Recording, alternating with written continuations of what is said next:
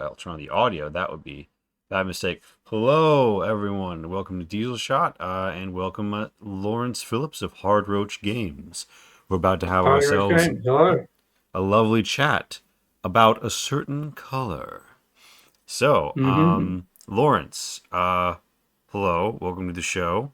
You Thank you very much. you have been working on a tabletop role-playing game, soon to be available where the good people can support it. That is true. And you'll forgive me if I flub this, but it is called Il Fantasma del Giallo, the Phantom of the Yellow, yes? Giallo. Giallo. Giallo. Very nice. Il Fantasma del Giallo. It's Ni- true. Or the Phantom of the Yellow if you mm. just want to speak English. Valid, which, I mean, let's dive right in. So this Hmm. obviously is a game that is, in addition to the mechanics, which I'm very interested in getting into, like, hits you with a very strong theme and inspiration at the gate. It almost feels redundant for me to ask this question, but I would be remiss not to, because I want to hear you, like, get us into it. Mm. What would you call like the driving inspiration behind this game, or like the main touchstone? Because it feels like we've got a very strong film basis here. Yeah. Well, I don't want to be too like to address it in like the non-obvious way, because Mm. obviously, if people aren't familiar, giallo is a genre of film. At least is outside Italy. I can expand on what I mean by that later. Mm. Um, but I don't want to bury the lead in the. That's certainly not the only inspiration for it, and I Mm. really hope that people don't look at it and think, well, I don't really like giallo, or I don't know about it. It's probably not for me. Like, I really like games where they pick a genre and they're emulating it. They're Mm. they're modeling it. I like those games. I don't write those games myself, Mm. and I didn't like the ways that just emulating the genre wouldn't get the results I wanted, and Ah. it wouldn't get the thematic like exploration that I wanted. So, along with Giallo movies, it's also very inspired by magical realist fiction and also meta kind of fourth wall bending fiction. So things like The Twilight Zone, things like David Lynch's oeuvre, Mulholland Drive, Inland Empire, things just generally about kind of diving deep on personalities and Mm. how people become how they are and things like that. Mm. And it uses Giallo films as like the framework for that, like it's the bones of it. But if you've like never seen one, you don't need to have basically. So yeah, that's my long-winded way. But we can get more into all the little bits that I've touched on in my ramble. But No, I'm that's very the so just give a general survey here. mm, I'm definitely not an interviewer who failed to do his homework, but I noticed there's a lot of mechanics here that seem to be so there's a card driven aspect, yes? mhm, mhm. Could you tell like what's the short version? I know as a designer, this is like a whole can of worms. What's the Yeah. short version of like how the game is played? Okay, so to start with the basic premise, Mm-hmm. you have so it's not GM-less, it is GM light. Mm-hmm. So the players are the characters they're playing are actors who have basically burned all their bridges. They're at the end of their rope. They've been ostracized from polite society or even impolite society at times for reasons that they can't remember. And they've just kind of woken up in this place. They found a contract on the desk in their room. Oh, I signed this, I guess. All right, I guess I'm making a load of movies. But every time they go to shoot the movie, they enter the movie, the reality of the movie, which is called Oh. the yellow in this. And the yellow is like a metatextual space where things are only real if they need to be real or if someone said they're real, right? Like it's Mm. not if a tree falls in the forest doesn't make a sound. It's if the tree falls in the forest, who did it fall on and why was that important, right? Like Mm. the tree doesn't exist and neither does the forest unless it's important to the plot. And because of that, truth and reality are very malleable, and what's true in one scene, what's said as a truth, can be a lie in another scene, right? So the way it works is it has two components. It's got the yellow and it's got the real, and the real is a bit more traditional in terms of how it's structured by the director, right? It's players say they want to do things, and then the director kind of guides them through it. In the yellow, you do it scene by scene, and scenes are drafted by players, and then other players kind of pull themselves into it or are pulled into it with their characters. So in the real, you have your actor, and in the yellow, that actor is playing a role. So they have like one character that they always are, and another character that changes depending on the film they're in. And in terms of like the card aspect, so it's the major conflict resolution mechanic. Some of the bones of it are inspired by Dogs in the Vineyard, which is one of my favorite designed games. Classic designer's game touchstone, absolutely. Yep. So I really like the gambling mechanic. Sorry, let me. Yeah. Sorry, I really liked the way the Dogs in the Vineyard has, as you said, a back and forth gambling mechanic where each round of betting is tied into a piece of narrative. So rather than doing it with dice and with a kind of pseudo poker hand thing, it's more like whist. So it's a trick taking thing. So you have a hand of cards, you draw more cards if you're good at something, and you take it in turns to play bids, and then the other person plays a counter bid. And if you win the bidding round, then the other person then has to decide if they're like continuing the conflict or escalating it or just ceding the stakes, just saying no, I lose, right? So they can keep it going for a while, and then when the conflict finally ends, whoever loses the conflict has to take the pile of cards that's in the middle, and that's their like damage, if you will, or it's called trauma here.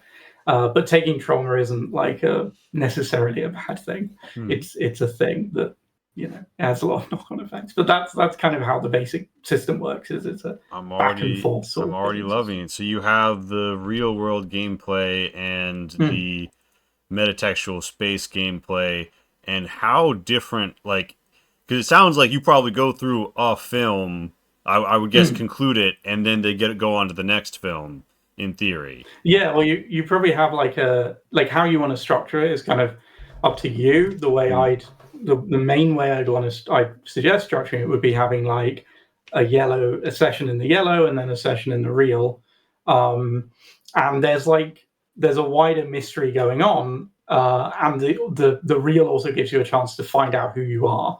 So the mechanics of the game, information is a resource. So you can, when you're during the film, you can develop, you can find leads, and leads lead you to clues, and clues lead you to truths. And each of those is like more of a hard piece of information. When you get up to the truth level, because all of these things are manipulatable, right? So if you've got a lead or a clue, someone else can actually pick that up and go, well, actually, what your clue said, it's actually pointing to something completely different. Because again, reality is malleable. Once it gets to the truth level, you can't change the core information, but you can recontextualize it. So truths implicate someone, as the killer or whoever the bad thing is in this plot. Once you get back into the real, you can use truths to inform who your character is. So that truth becomes something that is attached to you as a character. So maybe in the yellow, you were playing a character who was like, let's say a crooked reporter, right? And one of the truths was the reporter was hopelessly addicted to gambling, and someone had was holding debts over him, right?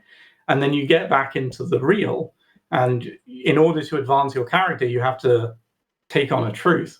So I might take on that truth and be like, well, this is actually true of my character. The circumstances aren't quite the same, but I was also a gambling addict, and something bad happened related to that. Right? I see. Because So I was gonna.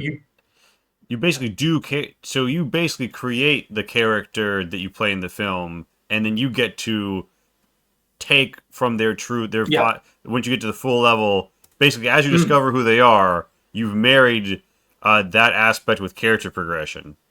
yeah, I love exactly. that. Have you ever, this is a side tangent, have you ever heard of a game called Nibiru? No, actually.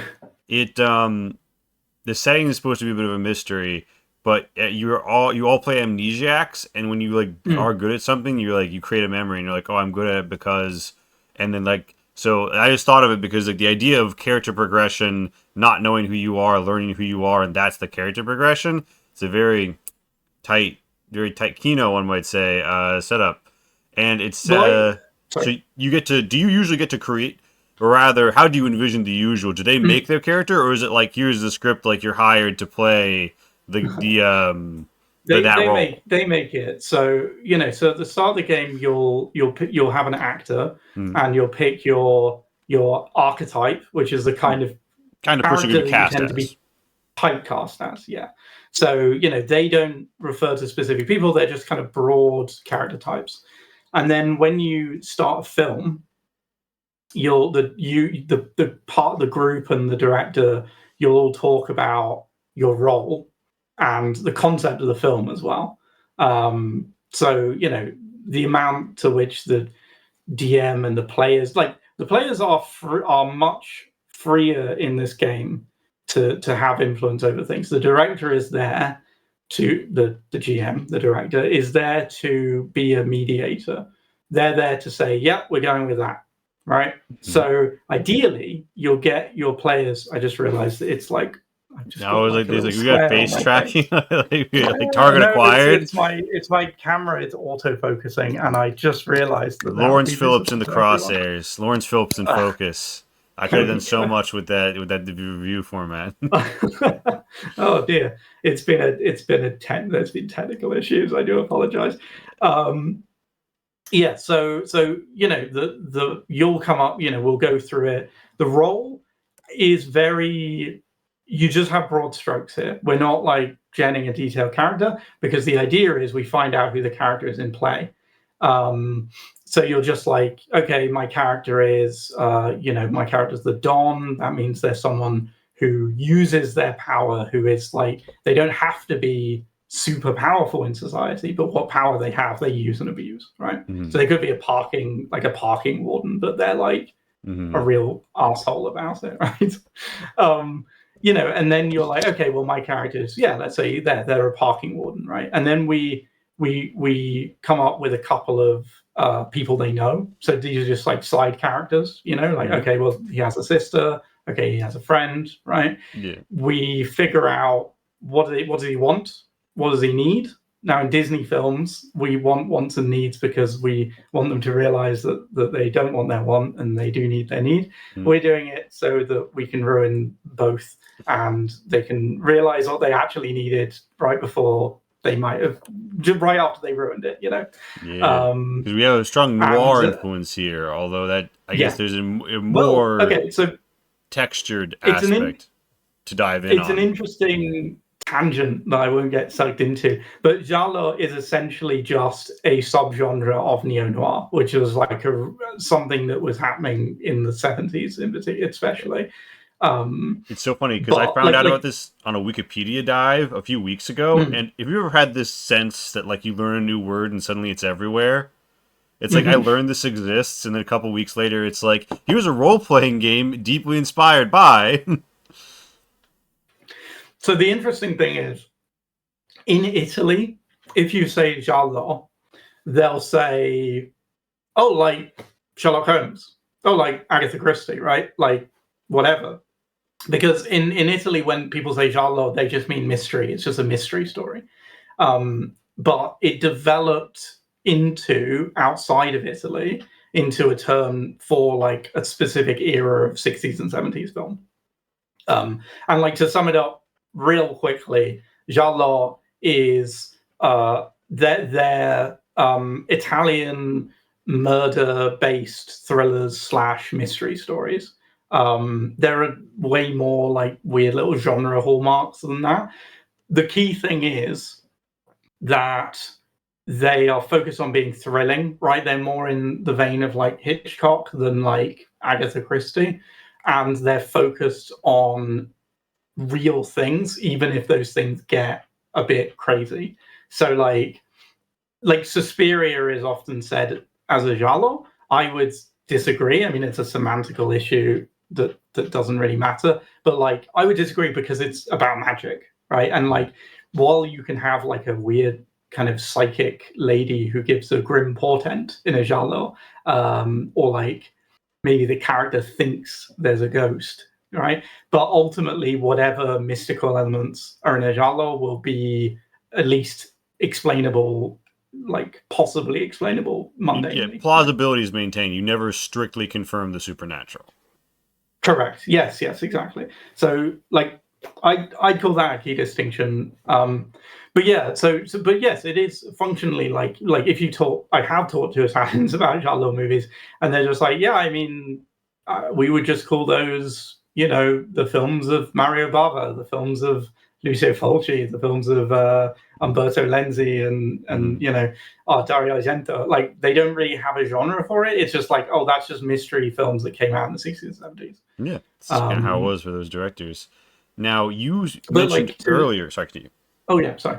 You mentioned earlier that you thought about making the game like all one genre, but you couldn't get the results you wanted by keeping it strictly giallo. I'm interested because like I see the vision now. You have the real world, you have the super real world, you have the player progression going in and out of it. It's all very nice. Why do you just not want to hard scope it to giallo? But you mentioned not getting the results you wanted. What's the what problem was created when you tried, if you even did try, or like what theoretical issue is there? The main problem, because I didn't get to playtesting with the version of the game where it was just we're doing giallo, right? There are a couple of reasons why I pivoted to it. One of them was I like horror games, I like thriller games, and I've run a lot of them. And a recurring problem I run into is that not all players, but a lot of players, especially in a campaign, are too precious. And this isn't a criticism of them. This is just a criticism of both how people are conditioned to play RPGs and how the specific systems I was running deal with this problem. People personalize with their characters. This is my guy. This is my Blorbo. I want them to. I want them to live. You don't want your Blorbo to get squished, but the kinds of plots that we call for involve a lot of Blorbo squishing. Right. And like I think even people who are really into character angst and character damage don't want their character to just die, at least not yet a lot of the time. They want a big moment. I'm not, again, these aren't universal, but like I think the problem is that and sometimes you just get people who are so kind of in the D&D mindset that they end up actively avoiding the kinds of horror situations that horror and thriller narratives need. You need characters to do things that are reckless, that are foolhardy, that are dangerous. And if you've got players who aren't incentivized properly to put themselves at risk, they might not. You're relying on their ability to want to recreate genre tropes. So rather than do that, what I want to do is, okay, well, so, a way to do that is to decouple them, to say there's a version of you that can die.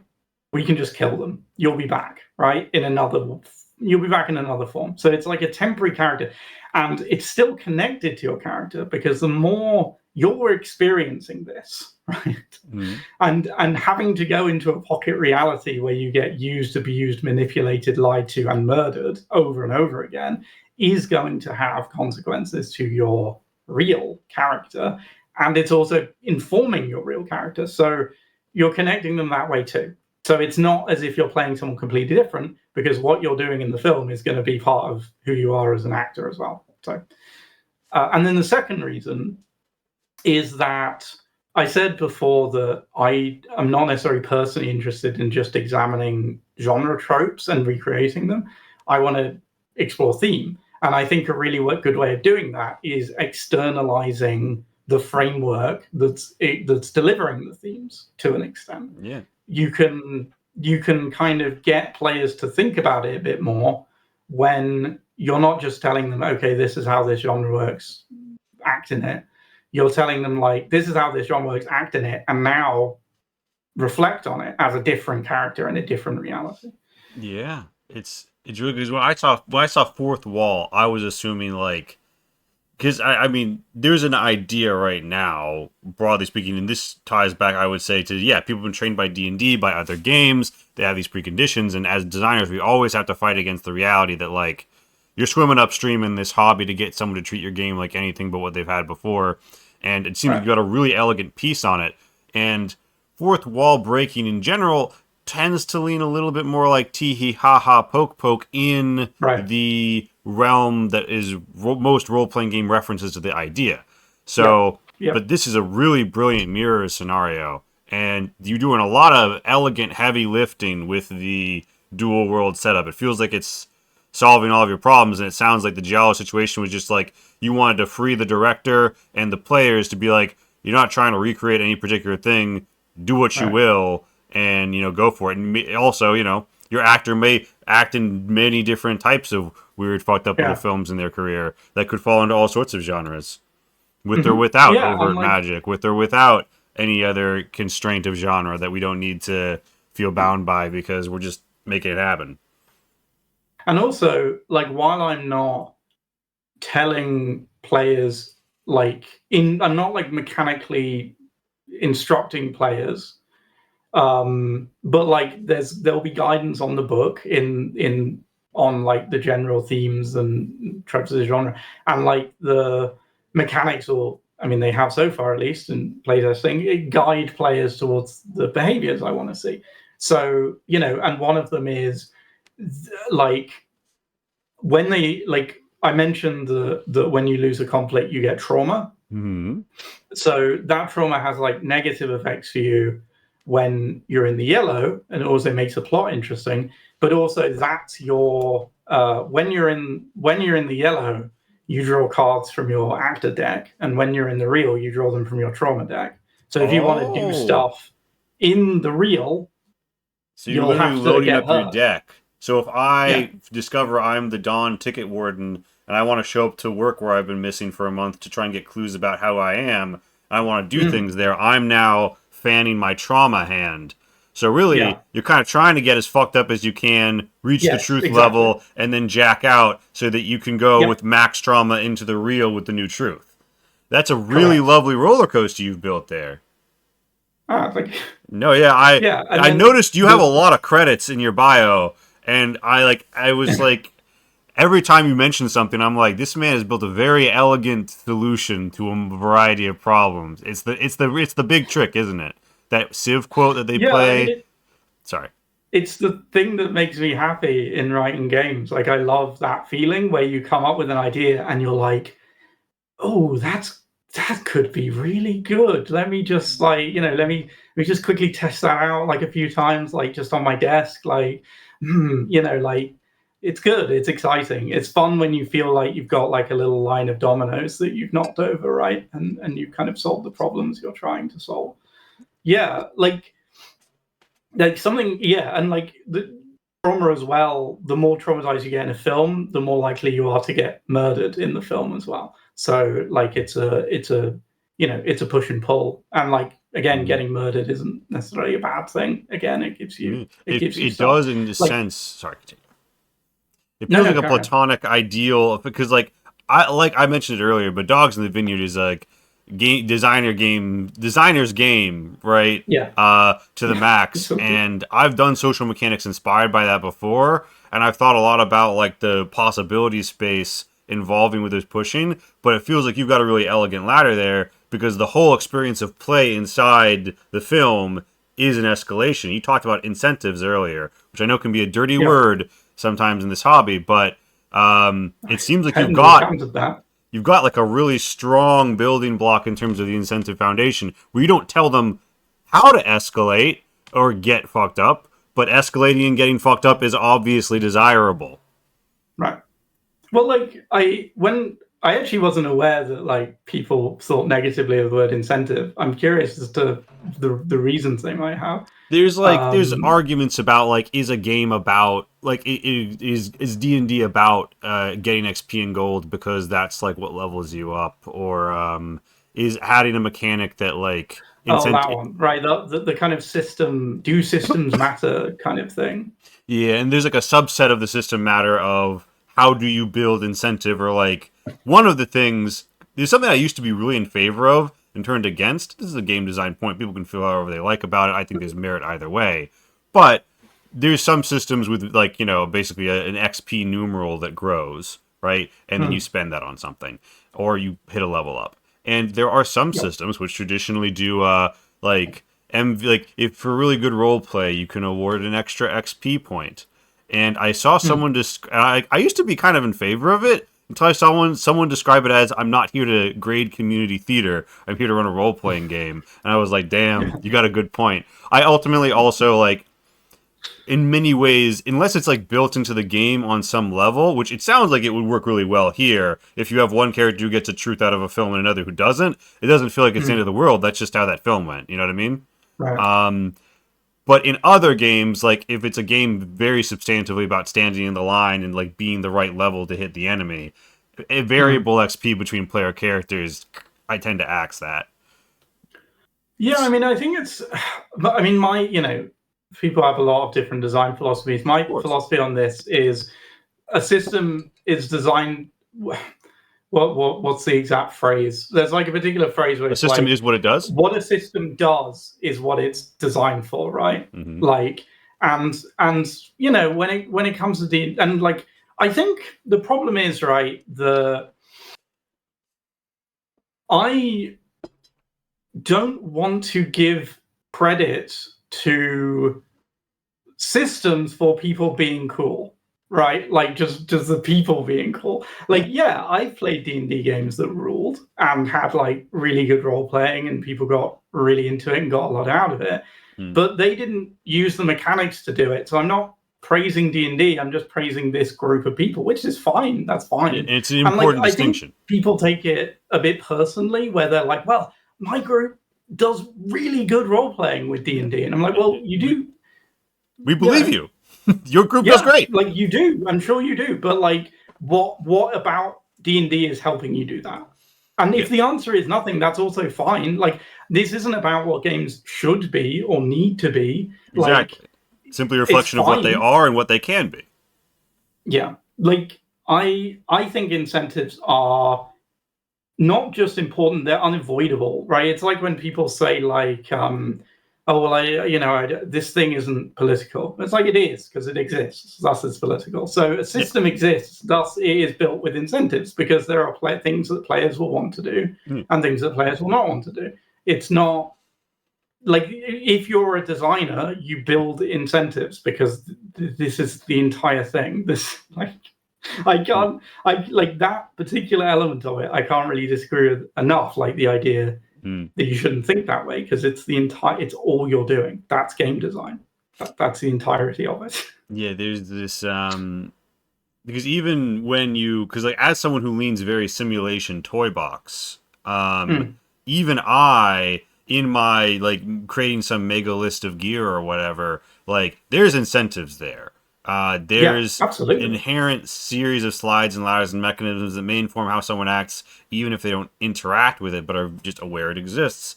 And uh, yeah, I embrace that. I think that there's you can totally just turn like your goggles to incentive mode, see it all that way, execute it all that way. If you don't like Yeah, that mode, you can just not view it that way.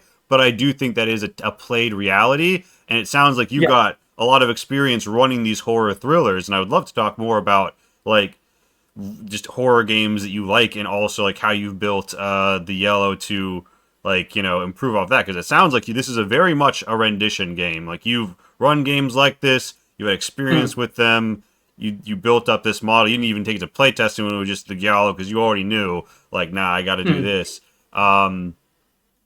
You make this game, you like the genre of film, but you want a more expressive, expansive option. Like it can be anything. Actually, am I putting words? Well, Can it be any kind of film? it can. I mean, it certainly can be. Although I think you'd probably be slightly bucking against the there's so the scene drafting system. And actually, one of my ideas for a future Splat book is just like a collection of scene drafting tables, which are just for like different kind of genres and stuff. And I have some other ideas too. I don't want this, if this is successful, I don't want it to be one game and then done. I've got other ideas for this system, right? But anyway, the point is that the scene drafting table, it doesn't tell you what happens in a scene, but it does give you a starting hook. So a scene, it might be like I've got a printout. Cards on hand, people. We are reaching into the silver case. As I should have. So we'll hope that turns up somewhere. That's right. Pitch us one across the plate. Anyway, just any example. It's stuff like a character accuses another of something, right? So it's not even specifying you. It's just this happens at some point, or two characters share a moment of pleasure, because something like that. It's just a hook, and it could mean anything. It's just kind of the little guide rails to be like, here's something to get your mind sparking, because the worst thing from a creative perspective is a blank page. Hey, you, what scene do you want? I don't know. Yeah, that's one of those things that you definitely would think, like, oh, I guess it could be anything when you're first designing these kinds of games. And then, from experience, you start to realize it could be, but like... And it makes it like... It works more in genres where everyone's familiar with it. Like if it's like a superhero game, it's like, okay, fine. Like most people have seen superhero films. They know what happens in them. It's a niche genre. But like part of why I'm emphasizing a lot that you don't need to have to play it is because it's got hooks, it's got prompts, it's guiding you to the right mindset. And it's actually not that hard a mindset to get into. Just be a piece of shit and lie about crap all the time. And, to be a lying piece of shit, just come naturally. I like that. So I want to kind of, if you don't mind, because you mentioned about you've played other games and stuff. And I kind of want to address specifically mystery games. Because I really like mystery games, but I often think they skew they can at least skew the weight of responsibility really hard on the GM to kind of plot out this meticulous fun thing. God, yeah. And so I was like, okay, well, I don't want to do that, because increasingly when I was younger, I used to be like a major prep GM, and the older I get, the more I can't be asked. And it also, I think it shuts the players out from a fun aspect of play. So I was like, okay, well, in this, the mystery has no defined answer. It has no defined beats. They just come up and the reason why this fits as well in Giallo is because Giallo doesn't make sense. If you watch, Deep Red or The Bird with the Crystal Plumage or Blood and Black Lace or whatever, it's just full of like constant big twists. And then if you think about it, you're like, but this character was like over here, and now they're It's the opposite of Fridge Brilliance. Stop thinking about it. Yeah. Stop thinking about it. It's a thrill ride, right? This isn't an intellectual puzzle box. It's a ride. It's melodrama. It's twists. It's turns. It's dramatic. It's the most soap opera thing to happen at the moment. Right. Yeah, exactly. And so what I wanted to do is, okay, and that's another thing where the two worlds thing came in. It's like, okay, well, how can I make this work, right? Where a character can like a player can establish a part of the mystery and then have another player say, no, that's not true. Okay, well, there's this realm where nothing is true. It's just what needs to be true. So you could have a character in one scene make a stunning confession that actually they did this horrible crime of some sort, right? And when the player is saying it, they mean it, that it's true. And then in a later scene, another character is like, I want to pull that thread. They pull that thread, and they introduce the detail that actually they were making most of it up, and they were doing it to protect someone else. Well, now it's fabricated, and that is a difficult space to be in, because it means you are people. I prefer to use the term autonomy in the design space. There are various words for this. The one I like the least is consent, because it's so loaded as a term. But let's say autonomy. What I'm trying to do is increase player autonomy in areas where a lot of RPGs don't give players autonomy, and decreasing it in some of the areas where they do. Because usually you would get control over your own story, and everybody else would be siloed out. But here, I can actually fuck up your plot by being like, they were lying. It's all this. And then, you know. And now with that, is that even like a point of contention, like where we fight it out with cards? Or is that just like, I do it and it's true for the scene? No, it's just like, if you want to turn it back again, you need to do a scene that turns it back again. It's just a back and forth. And like, part of the two worlds thing helps with this, because it's temporary. It's not permanently marking the core of the character. Unless they wanted to, unless they choose to take that truth and be like, yeah, this is part of the character now, right? So it's having that kind of play space. It's almost like a little safe area where you can have, you know, whatever horrible allegations against each other you want, and then afterwards you can be like, oh, this one's true.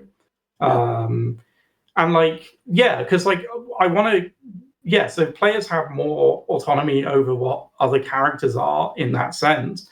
But they also have more autonomy over just the basic truth of the world. Like, I frequently, of course, you know, people have had this in running GMless games, so there's some stuff like that. You have an experience where a player says like, "Oh, where am I in the room? Like, where's the desk? Where's the guy? Where's the guy behind the desk? Where am I?"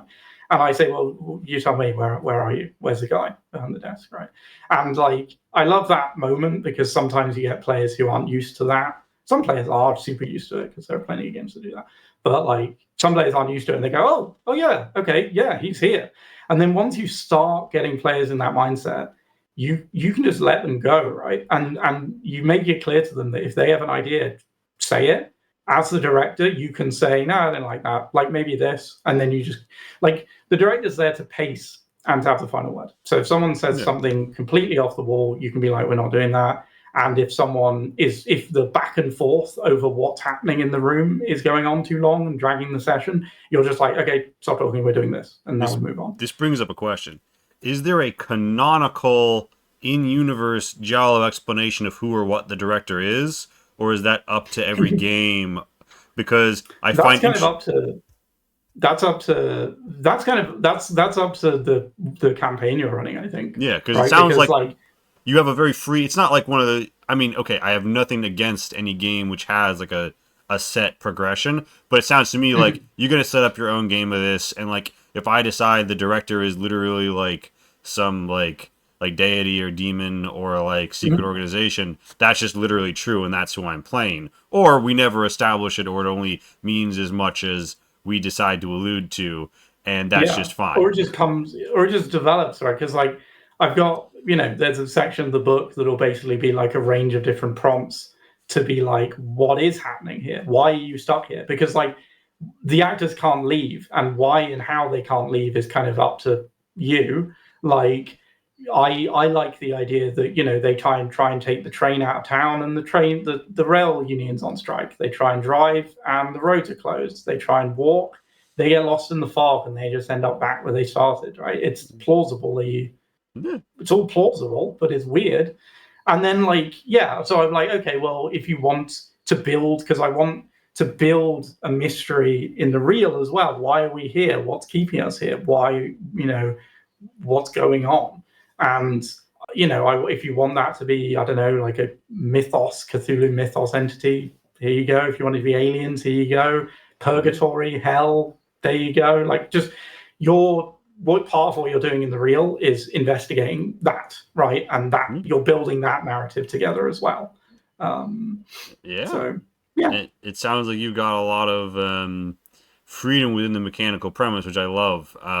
It's like we have the mechanics for it. What's the story? You know, that's going to vary by the group in the game. It also feels like it makes it very Like I could see myself playing campaigns plural of this game simply because like we won't have done everything. There's so much Right, even within that exactly. genre. You could play it so differently.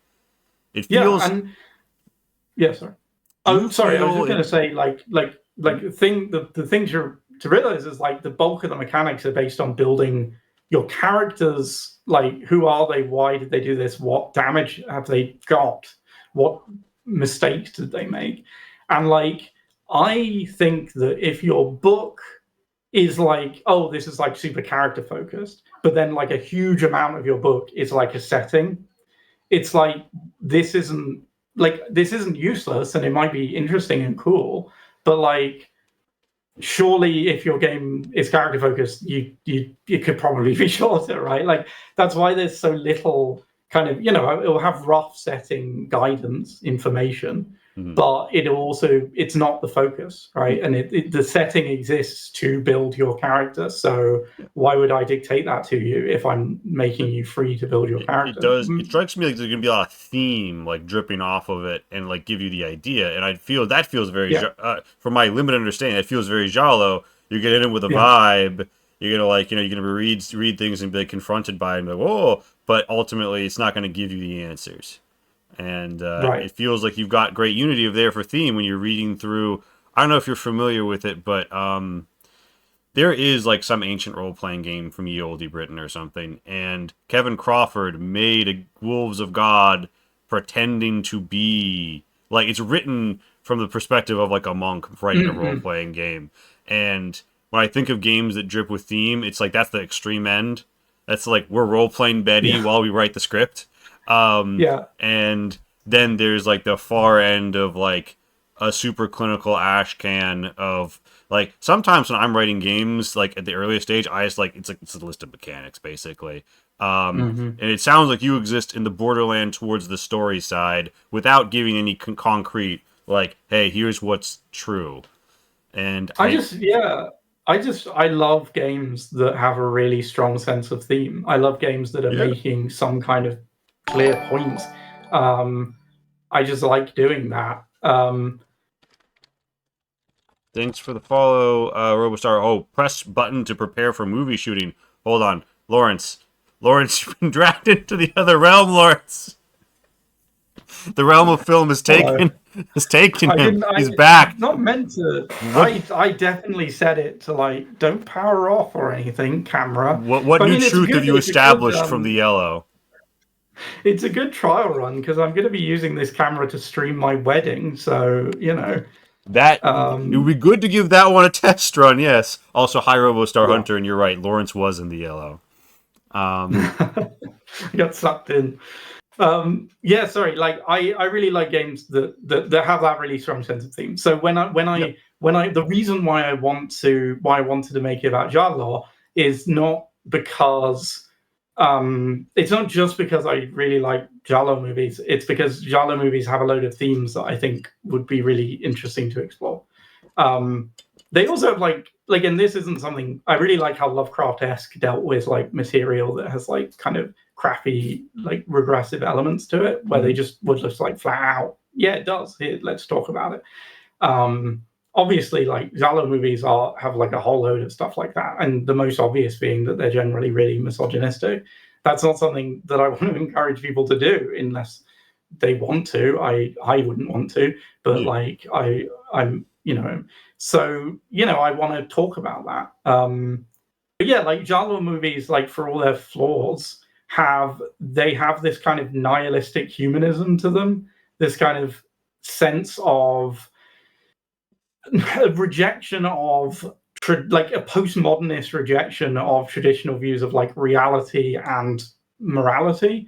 So they reject the idea that seeing is truth because almost all of them have a strong element where like something is misconstrued or misunderstood or assumed that turns out to be not true.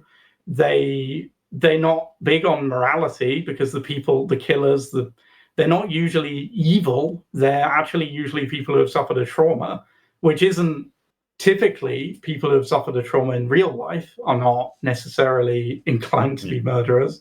but it's a metaphor as well. It's the idea that the bad things we do in life are not just because we're bad; they're because we are the product of something.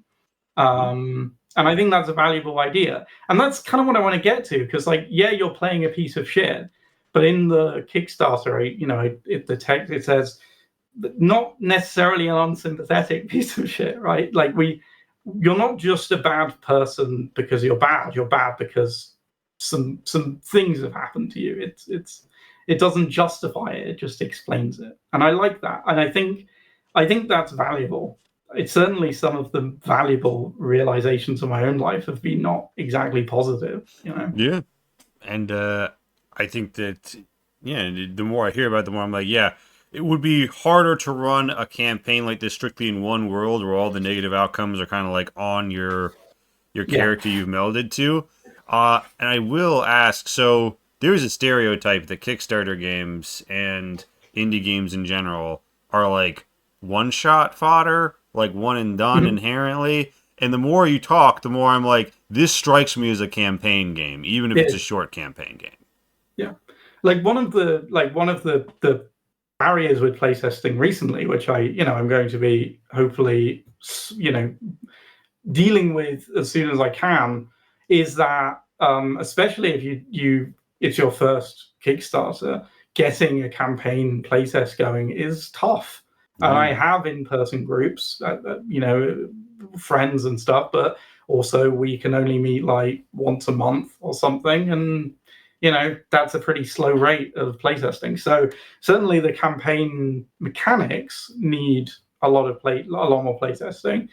So, but yeah, actually running it as a one shot is harder because you have to squeeze a three. The way I've done it is I run just the yellow. I squeeze a 3-act film into however much time we have. And that's good for testing the core resolution mechanics, but it's not going to test how good the sequel feels. Yeah, exactly. Or like a whole session in the reel. That's still something that I need to do more of because it's been slow so far. But it's an iterative process, and ultimately, it's probably not going to be perfect, but that's design for you, isn't it? That's the nature of game design, yeah. No, but absolutely. I like campaign games, and I wanted to make one. So yeah, and it sounds like you got a really strong foundation for it as well. And in terms of like the book that we're being presented with, it's got all of the mechanics. It's got got the theme dripping off the page. It's not necessarily like a strict canon situation, but you're getting a lot. What else is in the? So you mentioned you got hooks, and then you're thinking about splats that add new genre of hooks. What other sorts of things are there inside Welcome to the Yellow, the tome? So in the book, we'll have the basic structure is going to be, we'll have an introduction to the concepts and settings and ideas, a bit of a discussion about what a Giallo movie is, a bit of context for what's going on. We'll have the archetypes, of course. There'll be 9 in the game. Then there'll be some nice tables for things that, if you don't necessarily know if you need a bit of help, there'll be tables for coming up with prompts and elements for generating roles and stuff like that. And there will be, obviously the core rules, scene drafting tables.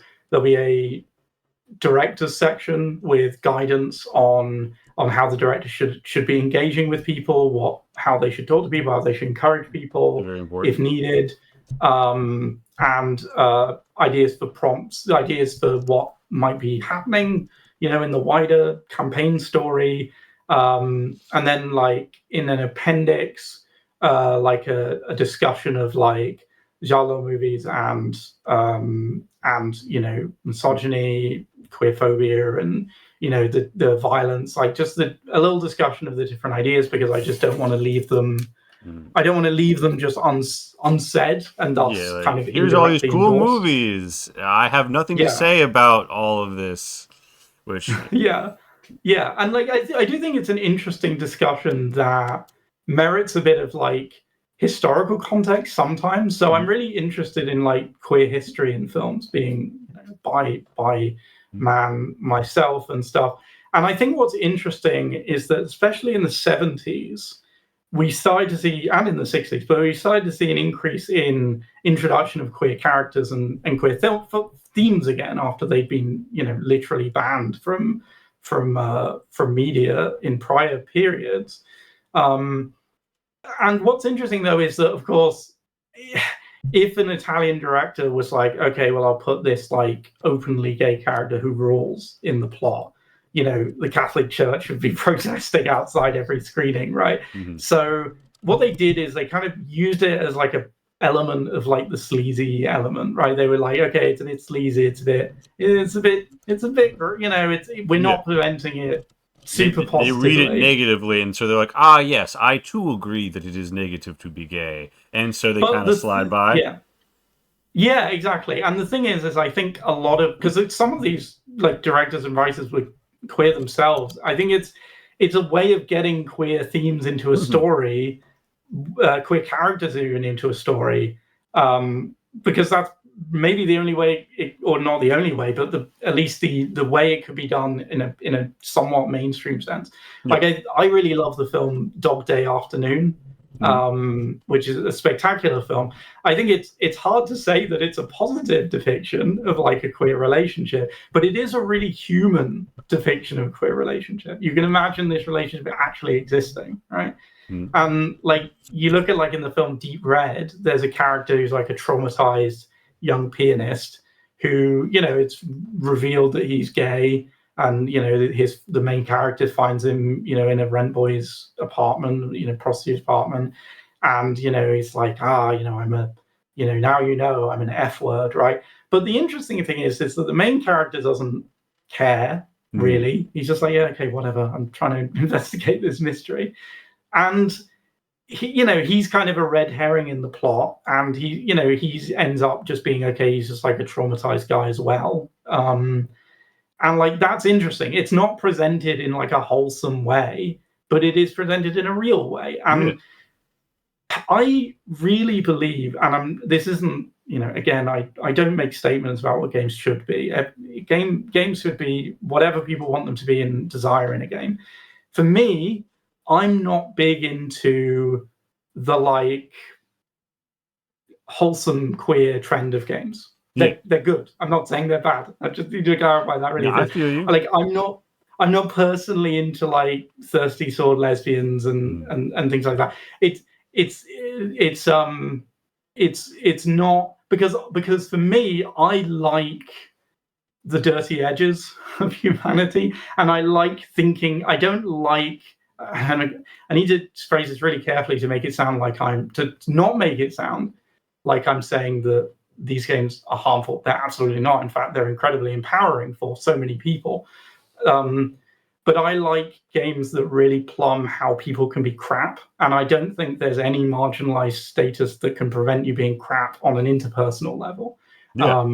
Like you can be, and I think being systemically abused can make you not great to be around. Yeah. I mean, it's stress, it's anxiety, it's negative aspects of your life. And yeah, people, like humans cope. And in the Disney film, they cope well and get poo-pooed away from like a mildly problematic cope. But in reality, I mean, we're all out here living. And sometimes it's just you hurt the ones you love, and also a lot of other people along the way. Like I think we're seeing some kind of resurgence in these ideas with like the kind of toxic Yuri thing is like becoming a popular thing as well. Exploitation, toxic Yuri. Absolutely. Yeah. And like I think there's value in that stuff. Like what's important is just not interpret this media as endorsement. It's depiction. Like, it's interesting because I think about films like and that's not to like say like the people making these films, you can't criticize the ways that they played into stereotypes that are harmful. Obviously you can, but it's like I think about Ralph Bakshi quite a bit with his films. He's really interested in the queer experience in some of his films, like in like is it Heavy Traffic or Coonskin, where there's like a whole thing about like cross dressers being beaten up and stuff, and it's like you can criticize that. There's so much to criticize about how he does it, but I think what people are maybe missing from the context of the time is in prior periods you either wouldn't see those people at all, or you wouldn't see them in a remotely sympathetic light. Like there's like a we're not depicting them perfectly, but we're depicting them as people who are suffering and shouldn't be suffering, which has value to it. Yeah. But it's a difficult. It always makes me a bit nervous to talk about, because it's like I'm a strong, like I have strong moral convictions about what should and shouldn't be done in the real world, and I have strong convictions about what is harmful in media. But I also really like outsider art, exploitation films, like grimy, dirty, imperfect films that have a lot wrong with them. But I like looking at them and being like, okay, well, yes, this thing about it is bad, but this is an interesting idea. This is kind of, there's a core here. There's something it's doing. And that's what I mean when I say that Giallo is like, it's humanist, because it's not positive. Yeah, it examines the human condition. Yeah, it's pessimistic about humanity, but it's humanist. Anyway, I'm rambling. No, I mean, hey, we're here to ramble, and it sounds like it really sounds like you've got a strong thematic basis for this and an exploration. I can see why like it matters to you. And yeah, I mean, with any exploration of, I feel like a lot of people came out of analysis of films and other works of media or problematic, functionally producing like a do not do list, which yes, in part, but also it's more than that, and that doesn't really dictate everything that can be. You just got to think about why is this the way that it is. And so I can see why you would have a section where you discuss that. I was at Appendix N where you recommend films would be very important for this, but so too is like, you know, content warnings, or at the very least a general disclaimer like, hey, these are 60s and 70s Italian exploitation films. You're going to see a lot of things that we're not endorsing here, right? And but also the amount that you want to bring in those themes, is again up to you. Like, if it's your game. The fundamental is that you've done bad things, and what those bad things are and how extreme they are is up to you. I'm not going to tell you you can't go really extreme with it if you have a group that finds that. If that's what your group is all decided, you can, in part because you don't have like such a strict top down, this is how it's going to be, it almost feels like you're as free to go as light or heavy as a group wants. Yeah, the important thing is what the group wants, right? Obviously, like, and it's this game, has built-in safety tools, like the just to give a very brief idea, like you can say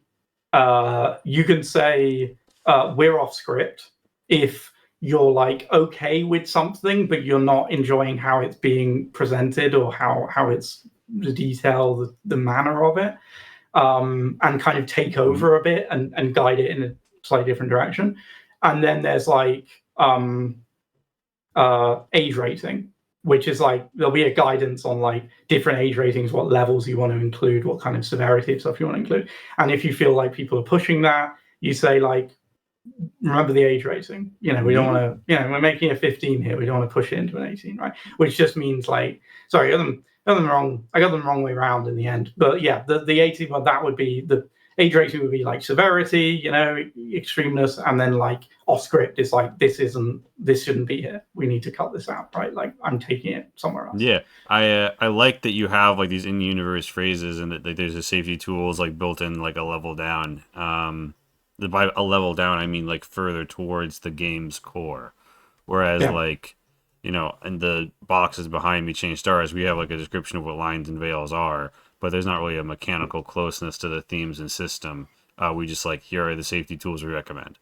But I think it's a lot of it is based on lines, and like the structure is based on lines and veils. I just always like having a thing that is maybe just not quite so abstracted from the theming, I guess. Yeah, I think it's also perhaps could make it easier for some people to use them, which is exactly key. They're not break like. Sometimes I feel like using a safety tool, you're almost kind of breaking out of the little narrative box you've all built, right? You're just like, oh, I'm just going to break out of it. So here, you're still in the box. You're like, Yeah. okay, well, we're in here And you still. reduce I'm the just changing. inertia. You don't. It doesn't feel like an inertia breaker in the same way as Right. like playing the X card, so to speak. Which is not a judgment against people who choose to use these No, safety tools like this no. for a reason, but rather a way that we make it easier for more people to use them, which is the idea. Yeah, exactly. And Exactly. yeah, I mean, it sounds like you've thought a lot about a lot of high level concepts, and you've woven this game very thoroughly together. Are there any of like your golden gooses that you as a designer have been chasing that you think you achieve with this one? Because it sounds like you've got a lot of elegant high level ideas here.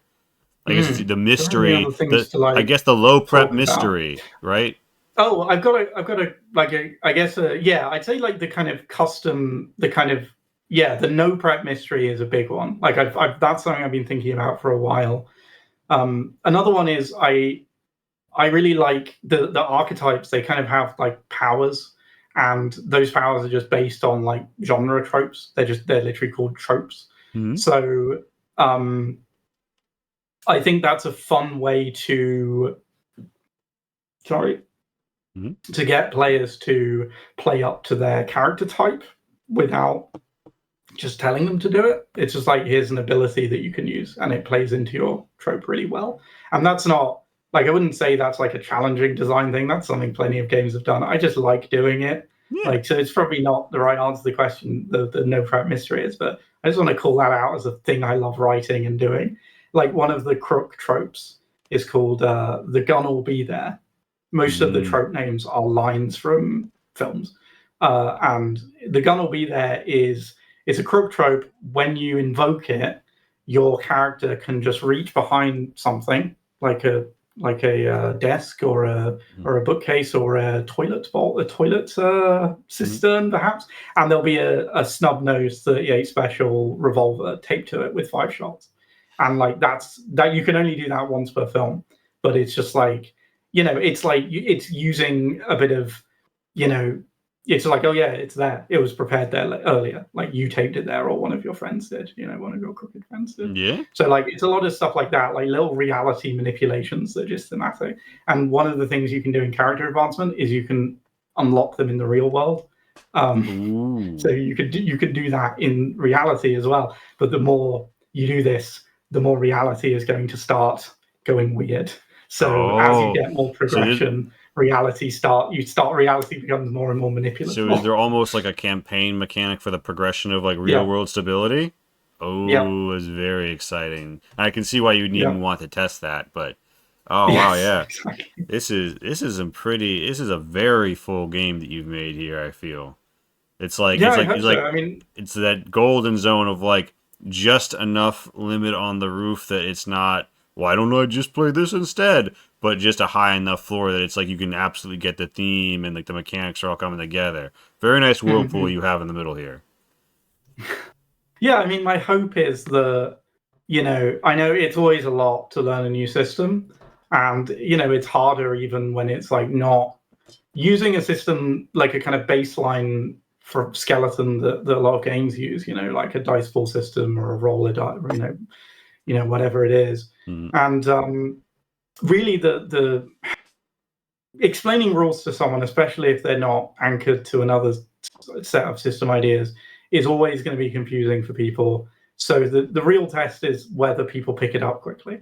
And something that's been delightful is that they have really quickly. Like people generally, we just do one or two conflicts, and people are like, I in get it. it, right? It's fine because it's just what I want is for it to flow naturally. You don't have to go rifling through the rule book. Oh, what's this? What's this? Right? What's that? You know. Um, yeah, I mean it's exciting, but it is obviously terrifying because if one of these elements, has a major flaw, then it's going to be a problem. But it's also fun. I like doing that.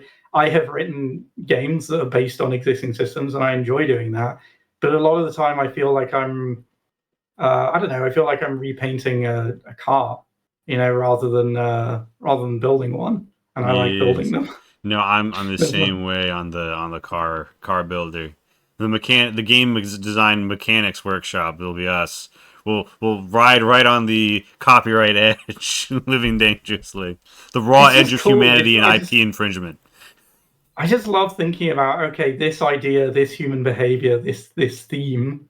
How Yeah. can that be expressed via a game No, mechanic? It's I'm fun. It's a I'm the fun same thing. way. Like for me, people ask like, "Was chicken or the egg, mechanic or theme?" And I'm like, both. Like it comes up like it's born at once. I can't Yeah, grasp the one absolutely. without the other Absolutely. at the core of an experience. You know what I mean? When a new Yeah. game idea truly comes to me, Chicken and and egg is a really I'm just such a this is just how much of it I don't know. Whenever anyone people point out the phrase chicken and egg, I'm always like, well, actually, I think you'll find that that has a definitive answer, and then people throw things at me. no, But I I need to mean come up with fair. like You gotta different be. versions. You need a little bit of that energy to be a game designer, because you do have Yeah, to actually care enough and be pedantic enough to like reach into these things that are joy and be like, well, I'd like to tinkle with this. I'd like to make my own. And I do think yes. there's a little bit of that like picayune energy you need. So it's that. I'm really I keep looking at my camera because I'm really anxious about it. If it mm, does that again, I'll just have to flick the switch again. It'll be fine. It'll be Um, thematic, reality bending as the camera. It's looking. We have a subjective reality. There's a yellow drawer behind you. I'm reaching now. But yeah, two questions I have in particular. Have you ever run this game as someone's first RPG ever? yes. How did they Um, take it? really well. So actually, I tell a lie. I didn't run it as my first, as someone's first game ever. Someone else did. Ooh, Someone that's even who'd better. never run it before and had never seen a Giallo movie. This was a test to see if it would work. So their group consisted of one person who played like one or two D&D sessions, one person who played like one D&D campaign, and one person who'd never played an RPG before. And it went great. I left them to it, and then I was like, okay, tell me what happened. Tell me your film. And yeah, they made a Giallo movie. So That's like perfect. awesome. And people like I was asking, how did that player get on with it? Fine. They just it made sense to them. So I was beyond happy. I was walking on air after that. It's really the ultimate test. No, it's a great feeling Um, too. I'm going to be honest, like, and this sounds like I'm making stuff up or bragging, and Mm-hmm. maybe only indirectly for the second one, but I've never had a game that's had this few problems in playtesting. Like, normally, especially in the early playtests, it's like, okay, well, this major foundational element just doesn't work, and you need to like completely redesign it. Mm-hmm. Um, and that didn't happen. It's just been a series of tweaks. It's just every playtest, it's been like, oh, tweak this, tweak It's, that. The core of the game has stayed consistent. yeah, sometimes it just comes Um, together, and also it sounds like you've got yeah, necessary probably experience to have tried a few things, and you mentioned some stuff you cut before you even got to playtesting. Sometimes when you put it down on paper and think about it after you've done a few, you're like, that's not gonna go. I just always try and think about like what, how would this go if like the quietest, least engaged player needed to do it? You know, Hmm. like Yes. not that you have to design everything around them, but like I need to at least consider them, right? Like what's happening here. And sometimes what to do about that person comes down to like guidance for the director or other players. And sometimes it comes down to mechanics, but like, it's I think you just need to think about it like that, right? Ideally, it's a fun Because game anyone can play. Is kind of the idea. yeah, And it sounds like you've absolutely. got that because we have new people coming in who've never heard of the film genre or played a role playing game, and they're making a Jalo movie with their friends. Yeah. And yeah. The Oh, thing, the fun thing is that like a lot of games really go deep on genre, and I think that's cool. But I also think like a lot of genres you can basically just get the right framework with just a few concepts. Like yeah. with Giallo, like the foundational elements are you can't trust anything or anyone. Like you can't trust what you see, you can't trust what you find, you can't trust what people say. And if you've got that, that's good. That's it, really. Like you just Yeah. tell a mystery story then, and good. Everyone's hiding something. There you go. Um, like I do think because like ultimately, I think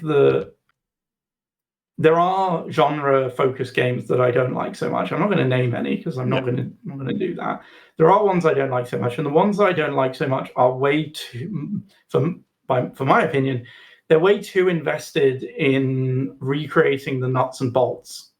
Mm-hmm. And in doing so, they also end up recreating the stuff that's really not fun. It Yeah. doesn't. I either doesn't work in this different format, or it's actively unpleasant for someone. Mm. Like if you make a like, and this isn't based on anything. I'm literally just thinking of something off the top of my head. If you make a slasher movie game, but you don't think about some of the themes of slasher movies and the negative themes of slasher movies, the way that they are, because it's interesting because the Giallo especially the 70s run of Giallo, like Bird with the Crystal Plumage in particular, kind of started this as a proper trend, although that was aping Blood and Black Lace. But it's the progenitor of the slasher. Like the slasher movie is the American version of like the 70s Giallo murder film. Right down to the fact that if you go and listen to the theme music of the film Deep Red by Dario Argento, you'll find that it's very similar to the theme music to Halloween, and Halloween came out a couple of years afterwards. Curious and Anyway, curiouser. but the difference is that the American slashers take a very different attitude towards murder and towards humans than Giallo movies do. Giallos are informed by Italian neorealism and this idea of cinema verite, of authentic cinema, very postmodern. We're interacting with the reality of humans' lived experiences, whereas slasher movies are extremely moralistic, which is really funny to me that there are conservative elements that would cite them as like sinful or whatever. They're incredibly concerned with what is and isn't sinful. Like they identify negative behaviors and then they kill people. And Giallo does that as well, but it identifies negative behaviors in everyone and identifies it and doesn't draw that line of, oh well, if you're good you'll make it through, and if you're bad you won't. It's just like, well, we're all bad, and some of us will die and some of us won't, because that's just human, that's just life. you know so like, I like slasher movies. Like, I'm not saying that to like diss them, but my point is, if you just go into it and you just recreate the nuts and bolts of a slasher movie, you've also brought in that moralism. If you want to do that, that's fine, but you should at least think about it, and I don't want to run those games that don't think about it. Yeah. Like if you're like, oh, if you have sex, you're gonna get killed. Yeah. Obviously, and not that you couldn't put that in a game or have fun with it, but if you are sort of making a comment, and you at some point, if you just do too much, you run the risk of checklist gameplay, which I'm Yeah. not putting anyone in a hard box, but sometimes that works better for board games than tabletop role playing games. Which, what even is that boundary? But oh, you got to press button to prepare for movie shooting again. He's in the yellow, everyone. Um, In the but yellow. There we go, yeah, I'm back. the checklist gameplay has its issues. I had one more question, and it was definitely a good one, which is why I can definitely remember it right now as I'm speaking. Mm-hmm. Um, oh yes, so we have the basic overview of conflict resolution, the betting with the cards, and the loser takes the Mm-hmm. cards as trauma. I guess two questions inherently come from that. If the director takes the trauma, like on behalf of some NPC in the film, does that have any mechanical effect, or is that just kind of like a wash No, stroke? not currently. I did toy with that as an idea, but I couldn't. It kind of overcomplicated things because it No, I ended was. up, because the director has a fundamentally different Yeah. position within the within the narrative. You need a new set of mechanics for it, and it just adds too much. It's too Some. many. It's too many Yeah. stacked things. It's like with the So it's just like the G. If it's the director in a conflict, the director just takes their cards yeah. back, right? And the player takes an extra trauma from their deck to compensate. Yeah. It's definitely a That's it. case where like any GM resource begins to alter the nature of the game as well, and that's Yeah. not inherently bad, but it's a whole deck of cards, haha, that you have to Right. worry about, and that's not necessarily the goal. But the core question I keep thinking of and forgetting is, Mm, so I understand how one-on-one conflict resolution works. Is there a mm, basis for like assisted, like me and yeah. like our two characters are in the car chase, like we're trying to get Yes. away from the crazy Yes. killer? Ooh, So there are two different types of multi. person conflict. Obviously all conflicts are, but that's just why I'm naming them for now for more than two. Mm. There are ones where, let's say there are three people. When you start a conflict, you set what the stakes are, and in a lot of conflicts, the characters are gonna share stakes. They're both gonna want, okay, we both want to take this guy down or whatever, right? So in those circumstances, you have someone as the dominant party, and then the other person who shares that stake has a way of like helping by basically being like, they can swap bids. If a bid isn't good enough, they can be like, oh well, I'm going to take this bid as trauma and play one that's better, right? And that's to reflect them kind of putting themselves in harm's way to help the situation. And then for like situations where three or more have different stakes, it's round robin, where if you can fold, which isn't otherwise a term in the resolution, it's relent when you give up. You can fold in the conflict, which means you just cede what you want. You cede the goal that you're looking for out of the conflict, but you take some trauma on the way out, right? You don't just get out of it free, right? But yeah, you're kind of, so there it's just kind of like you just go round. It's just a multi-person bidding, which that's worked out okay so far. I'd like to engineer more situations where it happens, because it's one of those things where it actually doesn't come up as often as you'd expect. Yeah, like I hope that almost more inherently brings in at least two PCs. Yeah, but yeah, that's it's working okay so far. But I didn't want to overcomplicate it again. No, just kind of keep the core the same. Keep always the flow smart. The same. Yeah, it's easy as a designer to overcomplicate. Like, it's easy for me because I designed the game and I know all these things. And it's like, yeah, teach people how does it really play. Yeah, makes a lot of sense. Now, Laurence, because like we're like, maybe have like a little while left, but is there anything you really want to get out there about your Kickstarter and the game? Yeah, absolutely. In particular, you want to share? So I can tell you some of the like add-ons and stuff that we're gonna have. Ooh, yes. And some of these I haven't mentioned before anyone else, so it's an exclusive reveal. Yeah. Exclusive. So obviously we'll have the core book. Unless there'll probably be a stretch goal for making it hardback. Currently it's intended to be a paperback. There's the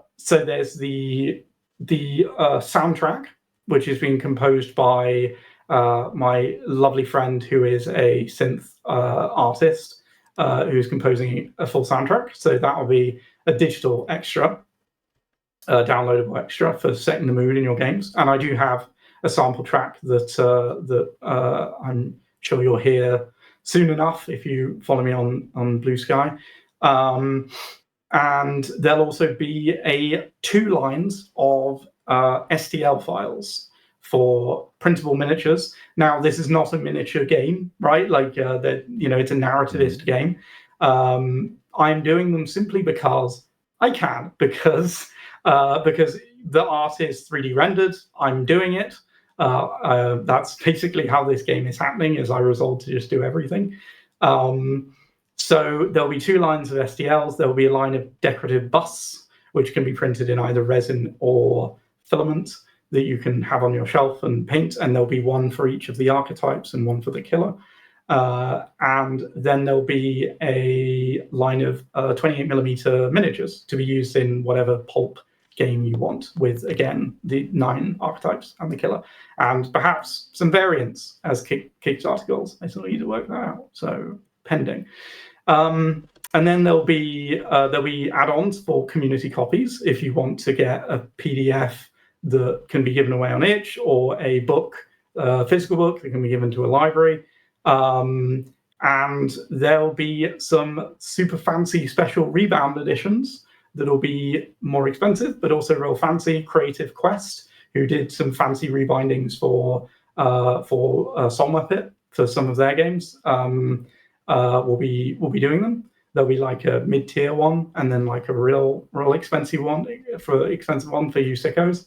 And they'll be in limited quantities. So if you're intrigued by that, then get on it quick.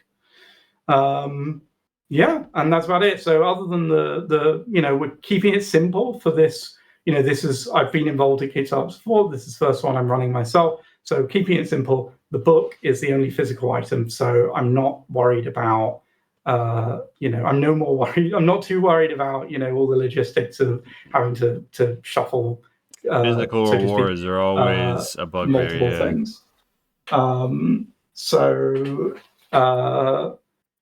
yeah, and yeah, I think that's about it. But yes. And where can they find? I'll also go to your Bluesky and post that. But we have pinned here on the Twitch chat the link. If someone's watching us in the future in a place like YouTube, they will also all have grabbed all of the links from Laurence. You can find him at Hardy Roach Games in a variety of places, such as Bluesky, I believe. Is there anywhere else that you'd like to drive future aficionados towards? I've got a website with a blog which called hardyroachgames.co.uk. It hasn't been updated in a little while because I'm so busy. I'm so busy, but it will be. I guess I'm on X, but I don't use it. Like it's just there. It's just a phantom. I don't want to go on X. It's miserable. Yeah.